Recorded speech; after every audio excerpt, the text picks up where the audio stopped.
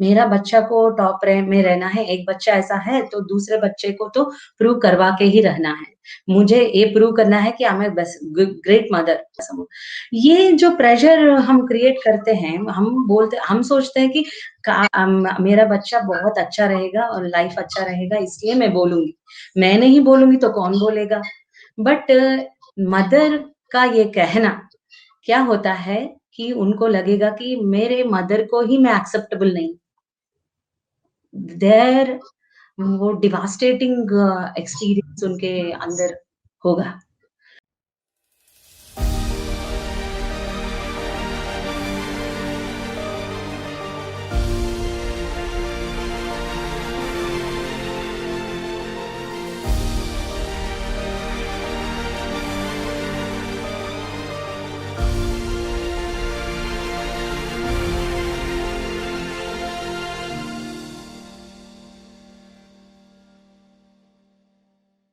मेरा ऐसा मानना है कि पीयर प्रेशर फर्स्ट घर से शुरू होता है। क्योंकि हम पहले ढेर सारा एक्सेप्टेंस बच्चों को देंगे, तो half of the battle is one. क्योंकि उम, पहले वो फ़ील करना है कि I am very beautiful, I am perfect, मैं बहुत अच्छा हूँ, जैसा हूँ मैं अच्छा हूँ। वो फ़ीलिंग भरपूर हमारे हाथ में तो है। सोसाइटी के रिफ़ॉर्म करना बहुत सेकेंडरी एस्पेक्ट है एंड थोड़ा डिफ़िकल्ट भी है। ये तो हमारे हाथ में है, हम पेरेंट्स हैं, तो हमारा बच्चा हमारे आँखों के सामने है, तो we are connected with the child. So बचपन से हमको एक्सेप्ट करना पड़ेगा क्योंकि हम पहले पीयर प्रेशर का कॉन्सेप्ट क्लियर करना पड़ेगा क्योंकि पीयर प्रेशर में पहले पेरेंट्स आ जाते हैं ताकि सोसाइटी के नज़र में मेरा बच्चा कैसा है, ये हमेशा हमारे अंदर प्रूव करने का चाहत होती है, जैसा कि मुझ में था। क्योंकि very I true, was very also true. Yes. Yeah, I was also under peer pressure in my childhood. So ये इतना बड़ा टर्म्स मुझे पता नहीं है, बट मुझे एक ही था कि जो एक्सेप्टेंस पाना है मेरा बच्चा, मैं भरपूर दूँगी। बट ट्विस्ट हुआ था मेरे लाइफ में कि एक बच्चा कंप्लीटली रेगुलर चाइल्ड है एंड एक बच्चा काफ़ी सारे चैलेंजेस के साथ है। सो एक मतलब उनका एज बड़ा होने के बावजूद भी 1 महीनों के बच्चा जैसा, एक कंप्लीट कॉन्ट्रास्ट। थोड़ा ये बैलेंस बनाना भी थोड़ा डिफिकल्ट हुआ था एंड इस सिलसिले में मैं I will used to try my level best कि मैं क्वालिटी टाइम दूँ मेरी बेटी के लिए। बट मैं सोचती थी कि मैं बेस्ट दे रही हूँ, कोशिश कर रही हूँ। मतलब अंदर रहता था मैं गलत कर रही हूँ, ज़्यादा टाइम नहीं दे पा रही हूँ, बट अपने आप को पैसिफाई करके no, no, no, I am trying my level best ऐसा कोशिश करती जा रही थी। She was a very tender child. शुरुआत से वॉइस आउट करना, ज़ोर से बात करना ये सब आता नहीं है क्योंकि एक पैटर्न लेके आता है हर बच्चा। हर बच्चा एक जैसा नहीं होता है। जैसा है वो वैसा पहले हम एक्सेप्ट करना है। एग्रेसिव बच्चा है, शांत बच्चा after all they are children, they have their own pattern. So हमको वो कॉन्सेप्ट्स क्लियर होना चाहिए। पहले तो मुझे ध्यान नहीं था, फिर भी मैं मेरा जो सेकंड बच्चा है, जो मल्टीपली चैलेंज है, पहले मैं डिनायल में गई थी। बट बाद में मैं रियलाइज़ करती गई जो उनका डिविनिटी है, मैं कनेक्ट होती गई। तो उसकी डिविनिटी ने मुझे ये सिखाया कि जैसा बच्चा है, वैसा कंप्लीटली एक्सेप्ट करो। वहाँ उनको अंदर तक महसूस होगा कि yes my parents are completely accepting me. So इतना पीयर प्रेशर क्रिएट नहीं होगा। पर मेरी बेटी को बहुत सारा पीयर प्रेशर फेस करना पड़ा क्योंकि अ, बाहर क्या होता है, बाहर का इन्फ्लुएंसेस हमारे कंट्रोल में नहीं होता है। कितना भी हम कोशिश करेंगे बाहर के प प ये कंट्रोल करने के लिए, वी कैन नेवर कंट्रोल। सो पहले ध्यान से पहले भी मुझे लगता था कि सारे बच्चे एक जैसे हैं, बट कहीं न कहीं अंदर रहता था कि मेरा बच्चा को टॉप में रहना है, एक बच्चा ऐसा है तो दूसरे बच्चे को तो प्रूव करवा के ही रहना है। मुझे ये प्रूव करना है कि I am a best great mother क्योंकि एक बच्चा ऐसा है तो भी ठीक है, बट एक कॉन्सेप्ट कहीं न कहीं अंदर में था कि ये बच्चे जो है हम हमारा एक टूल है, हम अपने आप को प्रूव करने के लिए। How can that be? But कहीं न कहीं जो अंतर में जो है वो ग्रेजुअली मैं जब ध्यान में आई थी, वो अ, इरेज़ होता गया।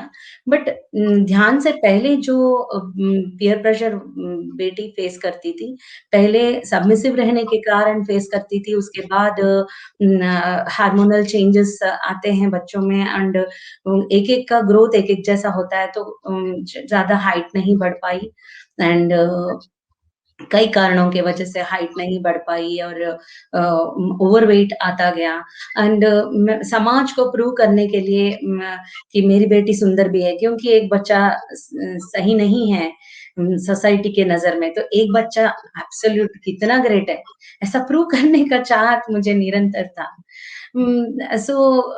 लोग बोलते थे कि हाइट नहीं है, ओवरवेट है, तो मैं भी उस जाल में फँसती गई। मैं धीरे-धीरे से बोलती गई थोड़ा-सा एक्सरसाइज़ करो, थोड़ा-सा ये करो, थोड़ा-सा वो। ये जो प्रेशर हम क्रिएट करते हैं, हम सोचते हैं कि मेरा बच्चा बहुत अच्छा रहेगा और लाइफ अच्छा रहेगा इसलिए मैं बोलूँगी। मैं नहीं बोलूँगी तो कौन बोलेगा? बट मदर का ये कहना क्या होता है कि उनको लगेगा कि मेरे मदर को ही मैं एक्सेप्टेबल नहीं। देयर वो डिवास्टेटिंग एक्सपीरियंस उनके अंदर होगा। बस्ट मैं ये चाहती हूँ कि जैसा है बच्चा, ऐसा कंप्लीटली एक्सेप्ट करिए एंड ये पीयर प्रेशर जो बाहर हम देख रहे हैं, वो क्रिएट ही नहीं होगा। Because we are giving love and जब मैं ध्यान में आई, मुझे और एक रियलाइज़ेशन हुआ कि मुझे केवल एक बच्चे के लिए माँ नहीं, रियल मदरहुड मीन्स सबके लिए मदर जैसा फ़ील करना है। मैं कर रही हूँ, नहीं कर रही हूँ, आई रियली डोंट नो कि अब शायद अभी भी नहीं मुझे आता नहीं है, but I am on that pathway because जब आपको रियल मदर बनना है आपके बच्चे के लिए, तो ये बहुत ज़रूरी है कि सबको वो मदरली नेचर से देखना है। इक्वल प्लेटफ़ॉर्म पे जब देखेंगे, तो ऑब्वियसली हमारे बच्चे के अंदर इतने गुण आएँगे कि ये वाइब्रेशन वहाँ तक जाएगा, ये ध्यान से मुझे पता चला, ये वाइब्रेशन वहाँ तक जाएगा, ये वाइब्रेशन बाहर को भी रिफ्लेक्ट करेगा एंड बहुत सारे प्रॉब्लम्स सॉर्ट आउट हो जाएँगे। बट ये जर्नी में this is a journey I was learning from my children absolutely मैं अपने बच्चों के वजह से ही अपने आप को ह्यूमन बीइंग जैसा पहचानना शुरू किया। नहीं तो I didn't have any identity. So this is a learning gradually मैं माइन्यूटली ऑब्जर्व करती थी, फिर भी बहुत सारे लूप होल्स थे मेरे पेरेंटिंग में। बट ध्यान में आने के बाद ये भी एक्सेप्ट करना शुरू किया कि होता है लूप होल्स, कौन है परफेक्ट पेरेंट्स? मेरे पेरेंट्स भी बहुत कुछ किया है, फिर भी कुछ-कुछ लूप होल्स हैं। मैं अपनी पेरेंटहुड को भी जो लूप होल्स है, जो ग्रेटनेसेस है, सबको एक्सेप्ट करना शुरू किया और इस जर्नी में साथ-साथ ये जो बॉडी शेमिंग का सिलसिला भी पैरेलली चलता गया मेरी बेटी के साथ और बहुत कुछ इश्यूज़ अपने आप को प्रूव करने का। ये सारा चलता गया parallelly. This takes time my dear friends. अपने आप को कभी ये मत सोचिए कि मैं सही से नहीं कर रहा हूँ, अच्छा पेरेंट हूँ, अच्छा पेरेंट नहीं। This is not the criterion. The criterion is your child happy? ये क्वेश्चन करना है। अपने अंदर। ये मैं कोई नॉलेज शे ये नहीं बोल रही हूँ कि मैं सब कुछ जान लिया। As a mother, as a companion, as a co-mother, I am sharing my experiences एक स्टेप हायर होके बिकॉज़ वी आर मेडिटेटर्स। हमारे गुरु से इतना हमको ये नॉलेज मिला कि we accept everything as it is. So बगल में जो मेरे नेबर्स के बच्चे हैं, वो उनको भी मैं एक काइंड हार्ट से मैं देखना शुरू किया। जो मैंने गलतियाँ किया उनके पेरेंट्स करते थे तो मेरा दिल रोता था कि ये नहीं होना चाहिए। तो इस सिलसिले में मैं अपनी बेटी से बहुत ज़्यादा बात करना शुरू किया बिकॉज़ बचपन में बहुत नेग्लेक्ट किया मैंने अपनी बेटी को क्योंकि बहुत टाइम मैं अपने चुन बेटे को देना पड़ता था ही बिकॉज़ ऑफ हिज़ चैलेंजेस। सो जो मैं नहीं कर पाई मैं फ़ील करती थी बट मैंने सोचा no now complete quality time मैं दूँगी, कंप्लीट रिस्पेक्ट मैं दूँगी क्योंकि बच्चे बहुत स्मार्ट है, बहुत इंटेलिजेंट है। आपके अंदर क्या महसूस हो रहे हैं उनमें रिफ्लेक्ट होता है। एक छोटा-सा एग्ज़ाम्पल बताऊँगी, मैं सीवियर डिप्रेशन में मैं चली गई। मेरे बेटे को इन आईक्यू लेवल जो डॉक्टर्स के हिसाब से 100% मेंटल रिटार्डेशन करके टैग कर दिया उनको। बट मेरा बेटा जब मैं सीवियर डिप्रेशन में थी, वो आँखों को भी नहीं खोलता था, इतना लाइफलेस बन गया। सो कहीं न कहीं मेरे बेटे के रिगार्डिंग जो दुःख था, वो सब वो कनेक्ट होके वो रिसीव करता था। जो बच्चा कुछ भी नहीं है, ही cannot see also, he cannot see my face. Even then, he used to feel that pain which is in me. जब मैं ध्यान करने से ज़्यादा सबको वननेस में लेके आ रहे वननेस में फ़ील करती थी। सब लोग आके मेरे घर में ध्यान करते थे और आनंद में मेरा घर भर जाता था। तब क्या हुआ मैं अपने अंदर के आनंद तत्व को जागृत जब किया, ऑटोमैटिकली मेरा बेटा ब्राइट हो गया। फिर से वो उसका डिविनिटी आँखों में झलकने लगा एंड ग्रेजुअली मेरी बेटी भी जब ध्यान करना शुरू किया, ध्यान करते वक़्त भी तुरंत ही रियलाइज़ेशंस नहीं होंगे बच्चे में भी या हमारे में भी। धीरे-धीरे we have to consciously work out.